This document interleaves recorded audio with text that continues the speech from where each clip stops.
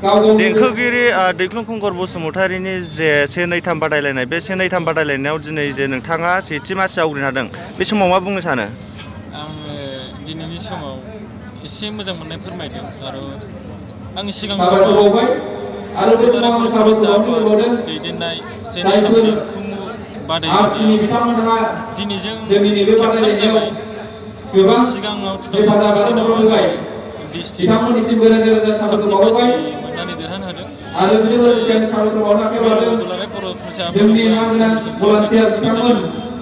दैखोगिरि असुबिदानि थाखाय देरहानो हायाखै आरो 2018आवबो आङो सेथि बान्था डिस्ट्रिक्टआव लानानै मिरु एबसुआव बादायहैदों 1-2 देंखो बेयावबो आं देरहानो हायासै। देग्लाय 2021 खेबथाम जाबाय आङो देग्लाय नै डिस्ट्रिक्टआव सेथि मासि सिन्था खालामो माबोरैहाय देरहाहैनो हागोन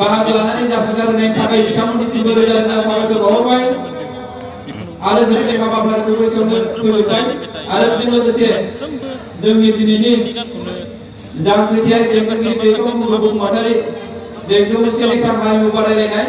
दिनैनि जे बादायलायनाय बे सेथि बादायलायनायावहाय बा फार्स्ट बादायलायनायाव साबेसे देंखो खनगिरिफोरा बाहागो लायामोन?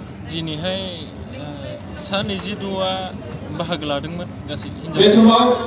बेनिफ्राय नैथि राउन्डआव 16 जन लाखिदों 10 जनखौ बेयाव फेजेननाय जादों आरो सेकेन्ड राउन्डआवहाय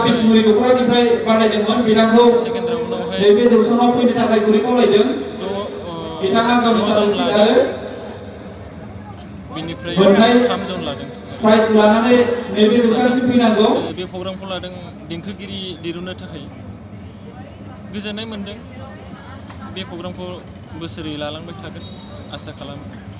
बेनिफ्रायनो जोंनि बर' देंखोगिरिफोरा थुलुंगा मोनो एबा गोजौआव थांनो हायो। बेखिनि। बबे जिल्ला आरो बबे दख'रानि सिङाव गोलैयो नोंथाङा? आङो बिसमुरि दख'रानि सिङाव गोलैयो। बिसमुरि जानानै आं बादायदों।